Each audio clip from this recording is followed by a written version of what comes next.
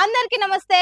రాజకీయం, cinema, గమ్మతి ఇచ్చంత్రాలు, viral అవుతున్న వీడియోలు ఇట్లా తీరు వార్తలతోని మైక్ టీ ముచ్చట్లు తయారుగున్నాయి. చెల్ల సుషిద్దాం పాడ్రి. అంతకంటే మొదలు హెడ్లైన్స్. రేవంత్ చంద్రబాబుల బంధం ఏందన్న హరీష్ రావు నిలదీసి అడిగితే తెలంగాణ నీళ్లు వాట ఎందుకు రావు? నీళ్ల వాట ఒప్పందం పాత సర్కారు చేసిందేనట. కోమటిరెడ్డి వెంకటరెడ్డి చెప్తుండు కొత్త ముచ్చట. కేసీఆర్ చెప్పిన రోజులొచ్చాయి, రైతులకు యూరియా కష్టాలు తెచ్చాయి. తెలంగాణ కొరకు ఎందుకు గొట్లాడినాం? ప్రాణ త్యాగాలు చేసి ఎందుకు తెచ్చుకున్నాం తెలంగాణ? మన నీళ్ల వాట మనకు కాకుండా పోతున్నదనే కదా. మన పంటలు ఎండబెట్టి ఆంధ్రలో పంటలను వండేటట్టు చేస్తున్నారనే కదా తెగవాడి కొట్లాడి తెచ్చుకున్నది తెలంగాణను. 3 పంటలు ఆంధ్రాకు, మునుగుడు తంటాలు మనకు అని ఆంధ్ర అన్యాయాల మీద పాటలు రాసుకొని వాడింది ఎందుకు? మన వాట మనకు వచ్చేదానికే కదా. కానీ తెచ్చుకున్న తెలంగాణలో వెనకటి రోజులే మళ్ళా వచ్చినట్టు అనిపిస్తున్నది. రాష్ట్రం రాకముందు ఆంధ్రోలు ఎట్లా డీలు తోడుకొని పోయినరో అట్లనే అవుతున్నది. అప్పటి కాంగ్రెస్ లీడర్లు ఎట్లా కండ్లు అప్పగించి చూసినరో ఇప్పుడు కూడా అట్లనే అవుతున్నదని అగ్గి మీద గుగ్గిలం అవుతున్నాడు హరీష్ రావు. ఒక సోయిలేని ప్రభుత్వం అధికారంలోకి వస్తే రాష్ట్రానికి ఎంత నష్టం జరుగుతుందో ఇవాళ మన కళ్ళ ముందు స్పష్టంగా కనబడతా ఉంది. ఏంది సార్ ఒక్కసారి అంత మాట అంటిరి? ఆంధ్రప్రదేశ్ ప్రభుత్వం రోజు 10,000 క్యూసెక్కుల నీళ్లు తరలించకపోతుంటే తెలంగాణ ప్రభుత్వం చేవజచ్చి చేష్టలుడిగి చేతులు కట్టుకొని చూస్తూ ఉన్నారు. ఓహో, మీ కోపం అందుకా? 3 నెలలుగా సాగర్ కుడికాలువ నుంచి రోజు 10,000 క్యూసెక్కులు పోతా ఉన్నాయి. మరి ముఖ్యమంత్రి గారు, నీటిపారుదల శాఖ మంత్రి గారు బెల్లం కొట్టిన రాయిలాగా చలనం లేకుండా ఎందుకు పడి ఉన్నారు? అవును సార్, అడగాల్సి ఉండే. అడ్డగోలుగా అన్యాయంగా నీళ్లు తీసుకుపోతుంటే కట్టె పట్టుకొని కావాలి ఉండాల్సింది. తాత్కాలిక ఒప్పందం ప్రకారంగా ఆంధ్రప్రదేశ్ వాటా 512 టీఎంసీలు, కానీ ఇప్పటికే ఆంధ్రప్రదేశ్ 657 టీఎంసీలు తీసుకుపోయింది. అబ్బబ్బబ్బబ్బబ్బా, 512 ఎక్కడా, 677 టీఎంసీలు ఎక్కడా? ఇది మీ చేతగాంతనం వల్ల, మీ నిర్లక్ష్యం వల్ల రేపు తెలంగాణకు పెద్ద దెబ్బ తగిలే ప్రమాదం ఉన్నది. అవు, నీళ్లు రాకుంటే పంటలు ఎండిపోతాయి, మన రైతులే ఆగమవుతారు. 666లో 657 టీఎంసీలు వాడింది. ఇక ఆంధ్రప్రదేశ్కు ఉన్న హక్కు ఎంత? ఇంకా 9, కేవలం 9 టీఎంసీలే. కానీ ఇవాళ కూడా సాగర్ కుడి కాలువలో 10,000 క్యూసెక్కులు పోతున్నాయి, ముచ్చమర్రిలో పోతున్నాయి, పోతిరెడ్డిపాడులో పోతున్నాయి. మరి నీకేం కావాలి రేపు తెలంగాణకి? ఎట్లా? అట్లనే చూసుకుంటా ఉంటే ఆగం కథే సార్. నీకు రావాల్సింది 123, ఆంధ్రప్రదేశ్కు రావాల్సింది 9, మొత్తం కలిసి రావాల్సింది 133. ఇప్పుడు ఉన్నదెంత అంటే 100. మరి ఇప్పుడు నష్టం ఎవరికి? ఈ 100లో వాడు ఇంకా తరలిస్తూనే ఉన్నాడు, బంద్ పెట్టాలి కదా. ఈ 100లో కూడా ఆంధ్రప్రదేశ్ తీసుకుపోతూనే ఉన్నది ఇంకా. మరి తెలంగాణ మన వాట పోతుంటే, వాళ్ళు తరలించుకుపోతుంటే గుడ్లప్పగించి ఎందుకు చూస్తున్నారు? అరే, అందుకే అన్నారా శాతగానోళ్ళు ప్రభుత్వంలోకి వస్తే గిట్టనే ఉంటదని. నాగార్జున సాగర్ ఎడమకాలం కింద ఇప్పుడు పంట వేసుకొని కాంగ్రెస్ సర్కారు రైతు భరోసా ఇయ్యకున్నా రైతన్నలే ఆశల కొద్దీ పంటలు వండుతాయని నాట్లు పెట్టుకున్నారు, విత్తనాలు వేసుకున్నారట. ఇప్పటికైనా కళ్ళు తెరవండి. రైతుల పంటలు కాపాడాలంటే తక్షణమే కేంద్ర ప్రభుత్వం మీద ఒత్తిడి తేవాలి. ఆంధ్రప్రదేశ్కు నీటి వాడకాన్ని బంద్ చేయించాలి. అంతే, అట్లయితేనే మన రైతుల పంటలు పండుతాయి, లేకుంటే ఎండిపోతాయి. కాబట్టి కళ్ళు తెరవుర్రి అంటున్నాడు. అది మీతోని కాకుండా చెప్పుర్రి, మేము వస్తాం, తెలంగాణ కోసం కొట్లాడతాం అంటున్నాడు. తక్షణమే కేంద్ర ప్రభుత్వం మీద ఒత్తిడి తేవాలి. ఆంధ్రప్రదేశ్కు నీటి వాడకాన్ని బంద్ చేయించాలి. కేఆర్ఎంబి ఆఫీస్ ముందు ధర్నా చేద్దాం పండి, మేము కూడా వస్తాం. పోదాంపా ఢిల్లీలో కేంద్ర జలశక్తి మంత్రి కార్యాలయం ముందు ధర్నా చేద్దాం. మీకు చేత కాకపోతే మీ అమ్మడ మేము కూడా వస్తాం, పోయి చేద్దాంపా. ప్రధానమంత్రి కార్యాలయం ముందు చేద్దామా? పోదాంపా అండి, అఖిల పక్షాన్ని తీసుకొని పోండి. అగో, మాట్లాడాల్సిన వాళ్ళు మాట్లాడకపోయేసరికి ఈ గతి పట్టింది తెలంగాణ రైతన్నలకు అంటున్నాడు. ఆంధ్రప్రదేశ్ యథేచ్ఛగా నీళ్లు తరలిస్తుంటే నా బీజేపీ ఎంపీ మాట్లాడాడు, నా కాంగ్రెస్ ఎంపీ మాట్లాడాడు. పార్లమెంట్లో ఇవాళ తెలంగాణ గొంతు మూగపోయింది. ప్రశ్నించే గొంతు లేకుండా పోయింది. అవును సార్, సెంటర్ సర్కారు చంద్రాల్ సార్ కు సపోర్ట్ చేస్తున్నాడు కాబట్టి ఇక్కడ బీజేపీ ఎంపీలు మాట్లాడరు. ఎట్లాగూ కాంగ్రెస్ పార్టీలకు నోర్లు మూగబోయినాయి కాబట్టి ఎవ్వరు మాట్లాడకుండా అయింది అని అంటున్నారట తెలంగాణ రైతన్నలు. ఏ రాష్ట్రం ఎన్ని వాడుకోవాలనో నిర్ణయించకుండా ఇష్టారీతిని ఆంధ్రప్రదేశ్ నీళ్లు తీసుకుపోతుంటే తెలంగాణ ప్రభుత్వం ఎందుకు 3 మెన్ కమిటీ గురించి మాట్లాడతలేరు? వాళ్ళు మాట్లాడాల్సిన వాళ్ళు అయితే ఎప్పుడో మాట్లాడనుండే, కానీ ఇప్పటికీ కూడా ఎందుకు మాట్లాడతలేరు అనేది హరీష్ రావు సారు అసలు ముచ్చట బయట పెట్టిండు. అవసరానికి సరిపడే నీళ్ళు లేవు అంటే ఇప్పటికే ఆంధ్రప్రదేశ్ తీసుకుపోయింది 657. ఇది కేవలం మీ ఫెయిల్యూర్, మీ చేతగాంతనం, మీ నిర్లక్ష్యం, లేదా మీరు లొంగిపోయారు. చంద్రబాబు నాయుడు గారికి మీకు పరోక్షంగా మీరు ఏమన్నా బహుశా రేవంత్ రెడ్డి చంద్రబాబు నాయుడు మధ్య ఏదన్నా మరి పరోక్షమైనటువంటి ఒప్పందాలు గురుదక్షిణలో వాళ్ళ మధ్య ఏదైనా ఉంటేనన్నా జరిగి ఉండాలి. అయితే ఫెయిల్యూరు, లేకపోతే మీరు ఉద్దేశపూర్వకంగానైనా పరోక్షంగా చంద్రబాబు నాయుడుకి మీరు సహకరిస్తున్నారని అనుకోవాలి. అట్లనే కాళేశ్వరం ప్రాజెక్టు ఎంత మంచిదో దాన్ని ఎట్లా మూలకు పెట్టే కుట్రలు చేస్తున్నారో కూడా చెప్పుకొచ్చిండు. కాళేశ్వరం కూలిపోయిందని ఒక దొంగ ప్రచారాన్ని వేస్తూ ఉన్నారు. కాళేశ్వరంలో అనేక భాగాల్లో మేడిగడ్డ ఒక భాగం. ఆ మేడిగడ్డలో 7 బ్లాకుల్లో ఒక బ్లాకులో ఒక పిల్లర్ కుంగిపోయింది. ఇటు ఉన్న ప్రాజెక్టులలో నీళ్లు ఆంధ్రాలు తీసుకుపోకుండా ఆపే పనులు చేస్తలేదు. అసలు ప్రభుత్వం అనేది ఉన్నట్టా లేనట్టా అని గట్టిగానే అరుచుకున్నాడు. తెలంగాణ ప్రజల కోసం కొట్లాటకు సిద్ధం, మీతోని ఎక్కడికంటే అక్కడికి వస్తాం, అంతేగాని ఏం మాట్లాడకుండా అన్యాయం జరుగుతుంటే అడగకుండా ఉంటే తెలంగాణకే మంచిది కాదన్నట్టు సర్కారుకు సురుకులు పెట్టిండు హరీష్ రావు సారు. మరి ఇప్పటికైనా మొద్దు నిద్ర ఇడిచి నీళ్లు మలుపుకునే పనేమన్నా చేస్తుందో కాంగ్రెస్ సర్కార్ అనేది చూడాలి. మీకు లొల్లిలుంటే అవి సభలల్లా మీటింగ్లల్లా చూసుకోరి, అంతేగాని అభిమానంతోని వాళ్ళేదో ఫోటో పెట్టుకొని చిన్న చిన్న దందాలు చేసి బతికెళ్ళ తీస్తుంటే వాళ్ళ పొట్ట మీద ఒట్టకూరి సారు. అగో ఏమైంది పిల్లగా అంతగానం బాధపడుతున్నావు అని చూస్తురా. పాపం ఈ అన్న పరిస్థితి అంత ఘోరం చేసిరు కదా అనులా. కేటీఆర్ సార్ కు ఫ్యాన్స్ చాలా మంది ఉన్నారని మనందరికి తెలుసు. ఇక వాళ్ళ అభిమానం ఎట్లుంటుందో కూడా చాలా సందర్భాలలో చూసినాం కూడా. అట్లనే సిరిసిల్లల కేటీఆర్ ఫోటో పెట్టుకొని ఒక అన్న షాయి బండి నడుపుకుంటా కాలమెల్లా తీసుకుంటుండు. మళ్ళా సర్కార్ వాళ్ళకి ఎందుకు కోపం వచ్చిందో గాని పాపం ఆయన పరిస్థితి ఎంత అధ్వానం చేసిరో చూడుర్రి. కేటీఆర్ ఫోటో పెట్టుకున్న మెయిన్ కారణం కేటీఆర్ ఫోటో పెట్టుకున్న వాళ్ళ కనుమణిది, అద్దకు మించి ఏం లేదు. ఎందుకు కేటీఆర్ నా ప్రేమ, నా ఇష్టం, నాకు మా అన్న అనుకో. ఇది మరి ఇంత దారుణం సిరిసిల్ల మొత్తం నాశనం అయిపోయింది. గరీబోడు బతకకుండా అవుతుంది. కానీ ఎత్తా వాళ్ళకి అధికారులకు ఇస్తారు, రోజు 300-400 ఇవ్వను. నాకు వేరే పని చేసేదా కాదు. మున్సిపాలిటీలో ఛాయ్ పెడతా, వాళ్ళకే కమిషనర్కి ఇస్తా, కలెక్టర్ గారికి రోజు ఒక ఛాయ్ ఇచ్చేస్తా. ఏం ఘోరమయ్యా ఇది. అభిమానంతోనే ఆయన ఏదో ఒక ఫోటో పెట్టుకొని చిన్నపాటి బేరం నడుపుకుంట సంసారం ఎల్లదీస్తుంటే అసోంటి మనిషికి అన్యాయం చేయాలని ఈ సర్కార్ వాళ్ళకి ఎందుకు అనిపించిందో. కేటీఆర్ నా అన్న, నా అభిమానం, అది అంత మాత్రం దానికి ఇట్లా నా బతుకు శినిగినిస్తరాక లెక్క చేస్తే నా పరిస్థితి ఏం కావాలే అని రోడ్డెక్కింది అన్న. అంతేకాదు నాకు ఏదో ఒక బతుకు తెరువు చూపియ్యురు, లేకుంటే నా ఇల్లు గడవది అని కుత్కెలు నొయ్యంగా మొత్తుకోబట్టిండు. ఇదే ముచ్చట కేటీఆర్ సార్ చెప్పుకుంటా ట్విట్టర్లో కూడా పెట్టిండు. ఇక ఇది చూసినాక చాలా మంది ఆ అన్నకు జరిగిన అన్యాయాన్ని చూసి మస్తు బాధపడుతుర్రు. ఇంకా కొంతమంది అయితే కేటీఆర్ ను చూస్తే రేవంత్ రెడ్డి కొనుక్కుతున్నట్టుంది, అందుకే ఇట్లా చేస్తుండు.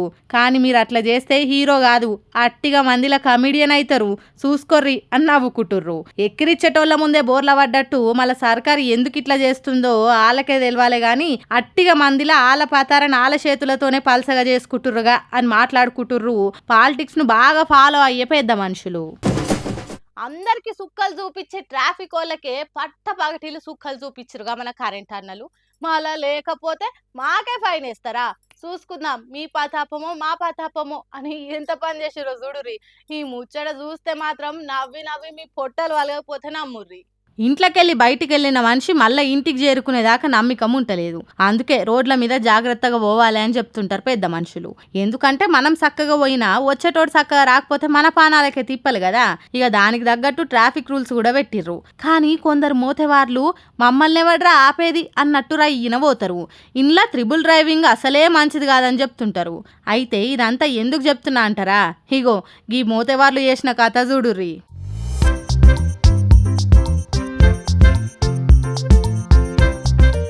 మెదక్ జిల్లా కేంద్రంలో బండి మీద ట్రిపుల్ రైడ్స్ చేస్తున్న ట్రాన్స్కో సిబ్బందికి ఫైన్ వేసిరట ట్రాఫిక్ వాళ్ళు. ఖాతమిగా మాకే ఫైన్ వేస్తారా, ఎంత ధైర్యం మీకని వాళ్ళ టాలెంట్ చూపెట్టిర్రు.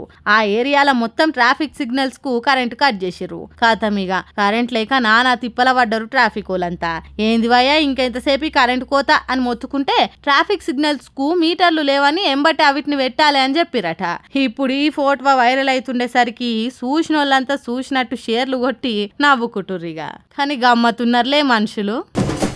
ఇసుక దందాలు ఎక్కువ అవుతున్నాయి అనే వార్తలు బాగా వస్తుండే వరకు సర్కారు ఇజ్జత్ పోతున్నది అనుకున్నారో ఏమో, జరంత నిద్రమా పిడిచినట్టు చేస్తున్నారు ఆఫీసర్లు.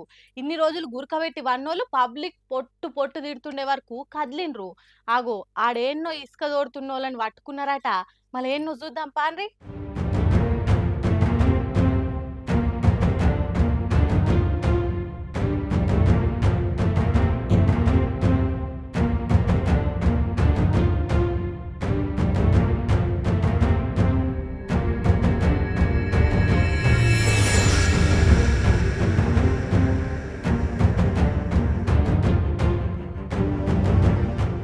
ఎంత పవర్ చేతులు ఉంటే మాత్రం ఎట్లా పడితే అట్లా ఇసుక తోడుకొని పోతారా? ఇక్కడ అధికారంలో ఉన్నామన్న భయం కూడా లేకుంటే ఎట్లా? ఎవరు మీకు ఈ తీరుగా వాగులలో ఇసుక తోడుకోమని చెప్పింది అని ఏకంగా జగిత్యాల జిల్లా కలెక్టర్ సార్ ఏ రంగంలోకి దిగిండు. ఎర్రటి ఎండల ఇష్టారాజ్యంగా ఇసుక తోడుతున్నోళ్ళ దగ్గరికి ఏరుకున్నాడు. ఇక చెప్పుండ్రా అబ్బాయిలు, వాటుడు వాట్నాటుడు అన్నట్టు అడిగిండు. అప్పటి వరకు ఏ భయం లేకుంటే ఇసుక రవాణా చేస్తున్నోళ్ళు కలెక్టర్ సార్ కనబడుతోని చేతులు కట్టుకొని నీళ్లు నములుతున్నారు. మరి అక్కడ ఉన్నది ఇసుక దందా నడిపే పెద్ద లీడరేనో లేక ట్రాక్టర్లు ట్రక్కుల డ్రైవరో తెలియదు గాని కలెక్టర్ సార్ గట్టిగా ఆడుచుకునే వరకు గజ వణికిండ్రట.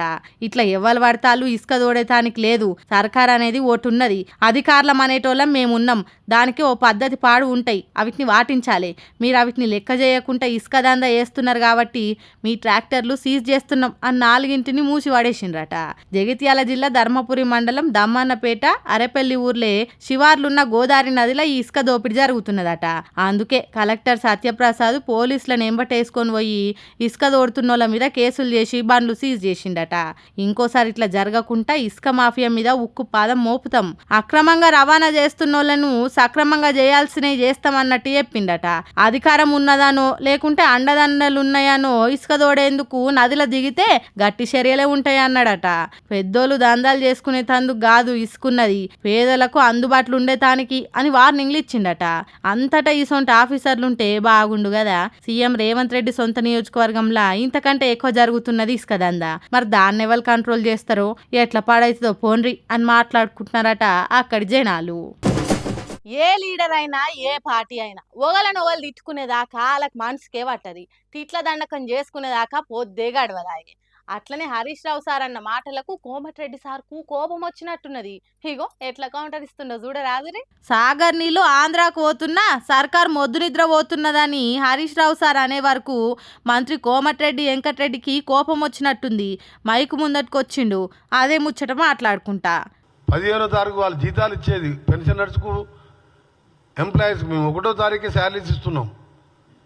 ఇన్ని కార్యక్రమాలు చేస్తూ ఇంకా కూడా చేయవలసిన కార్యక్రమాలను చేయాలని చెప్పి పట్టుదలతోని ఆగో అట్లనట మీకింత మాకింత అని రాసిచ్చింది బీఆర్ఎస్ పార్టీలే అన్నట్టు చెప్తున్నాడు. మా ముఖ్యమంత్రి గారు ముందుకు పోతుంటే దీన్ని ఈ విధంగా రాజలింగమూర్తి గారిని హత్య చేయడం క్లియర్ కట్గా ఉన్నది. నీళ్ల వాటాల కోసం మీరు చేసిన పోరాటాలు ఒప్పందాలు తెలిసే జనాలు మిమ్మల్ని ఓడగొట్టిండ్రు అన్నట్టు మాట్లాడుతుండు. హరీష్ రావు గారు ఇప్పుడు ఏదో టీవీలో చూసినా నాగాన్ సార్ కృష్ణా నీళ్ళ మీద మాట్లాడుతున్నాడు. ఏమేమో నువ్వేమన్నా మనిషి మానవత్వం ఉందను, మానవత్వం ఉన్న మనిషివేనా? నీ ఎక్స్ఎమ్మెల్యే చేసిందంతా మీరే, ఇప్పుడే అన్యాయం జరిగినట్టు మాట్లాడుతున్నారు అన్నట్టు చెప్పుకొచ్చిండు. కానీ ఒప్పందాలు ఎప్పుడు జరిగినా మన వాటా నీళ్లు పోతుంటే ఊకోవద్దు కదా సారు అని రైతన్నలు అడుగుతున్నారట. వాళ్ళు నిజంగా ఒప్పందాలే చేసిండ్రు అనుకుందాం, మీరు నీళ్లు పోకుండా చేయాలి కదా, అదే ఎందుకు చేస్తలేరు అంటున్నారు నీళ్ళ ముచ్చట తెలిసిన వాళ్ళు. మీరు ఎంక్వైరీ చేసుకోండి సాయంత్రం లోపల, మీ అక్కడ మీ రిపోర్టర్కి చెప్పండి, అలా భార్య బిడ్డలతో ఇంటర్వ్యూ తీసుకోండి. ఎవరన్నా ఆయనకు శత్రువులు ఉన్నా అంటే రాజలింగం ముందు ఒక మనిషి కూడా శత్రువులు లేరు ఆయనకు. ఎవరు చంపుతారు ఆయనని అంత కిరాతకంగా? ఎవరు చంపుతారు? కేసు మన 11/2 ఫిబ్రవరి 2 రోజు ఉండే. చూసిండ్రా ఆంధ్రోళ్ళు వాళ్ళ వాటా కంటే ఎక్కువ నీళ్ళు తీసుకుపోతున్నారని హరీష్ రావు అంటే మంత్రి సారు ఆ విషయం మాట్లాడుకుంటా కాళేశ్వరం ముచ్చట ముందటేసుకున్నాడు. సరే అది సరే గాని ఆంధ్రోళ్ళు నీళ్లు తీసుకుపోతున్న దాని మీద ఎసోంటి పోరాటానికైనా సిద్ధం, ఏడికైనా వస్తాం అని హరీష్ రావు అంటున్నాడు కదా అని విలేకరు అడుగుడుతోని మంత్రి సార్ ఏమంటుండంటే, ఆయనకు ఆస్తులు లేవు, పాస్తులు లేవు, ఏం లేదు, సామాన్య కార్యకర్త.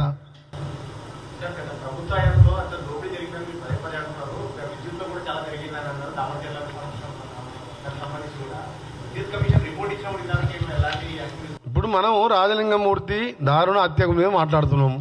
అటువంటి పాలమూరిని మర్చిపోయి కమిషన్ వస్తానికి లిఫ్ట్ మీద లిఫ్ట్ ఎవరన్నా పైన తుమ్మిడేటి దగ్గర కడితే గ్రావిటీతో కిందకు వస్తాయి. చూసిండ్రా అవును ఎక్కడికైనా పోదాం, ఆంధ్ర సర్కార్ మీద కేంద్రం మీద పోరాటం చేద్దాం అని అంటలేడు. ఆ పార్టీకి ప్రజలు బుద్ధి చెప్తారు, ఈ పార్టీకి బుద్ధి చెప్తారు అని వేరే ముచ్చట చెప్తున్నాడు. ఏందో ఏమో వీళ్ళు ఇట్లా వాళ్ళు అట్లా అన్నట్టుండి తెలంగాణ ప్రజల పంటలు ఎండబెడుతున్నారు, నడుమిట్లా ఆంధ్రోలు నీళ్లు మలుపుకొని పోతున్నారు. తెలంగాణ వచ్చినా కూడా ఇట్లా ఇంకెన్ని రోజులో ఏమో పోన్రి.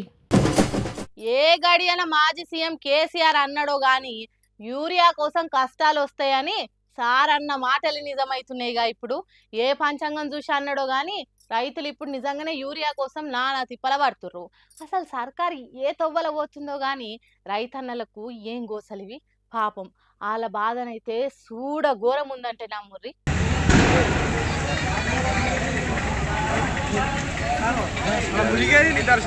ఎట్లెట్లా బతికినోళ్ళం ఎంకన్నా గిట్లెట్లా అయిపోతిమిరో ఎంకన్నా అని పాడుకునే తట్టే అయింది రైతుల కథ. యూరియా కోసం రైతులు పడుతున్న పాటలు చూస్తుంటే ఆ పాటే గుర్తుకొస్తున్నది. లైన్లలో నిలబడి ఎరువుల కోసం ఎగబడి ఉరికే రోజులు ఇంత జల్ది చూస్తామనుకోలేదన్నట్టు అయింది. మరి ఏం చేస్తారు పాపం రైతన్నలు. పంట పచ్చగా పెరగాలంటే ఎరువులు వేయక తప్పది, కానీ ఎరువులు మాత్రం కొద్దిగానే ఉన్నాయట. ఏ కొద్దిగా వెనుకకైనా ఎరువులు దొరకడు కష్టమవుతుంది అనుకున్నారో ఏమో కానీ యోగి తిరిగేగబడుతున్నారు.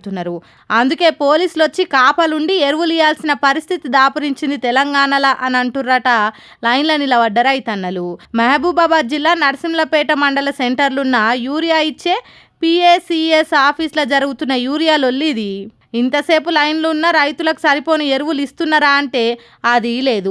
ఒక్క రైతుకు 4 బస్తాల కంటే ఎక్కువ ఇచ్చుడు లేదని టోకెన్లలో రాసిస్తున్నారట ఆఫీసర్లు. 1-2 ఎకరాలు నాటు పెట్టుకున్నోళ్ళంటే ఓకే గాని 4-5 ఎకరాలు నాటు పెట్టుకున్నోళ్లకు ఈ కొద్ది యూరియా ఏం సరిపోతుంది అని కోపానికి వస్తున్నారట రైతన్నలు.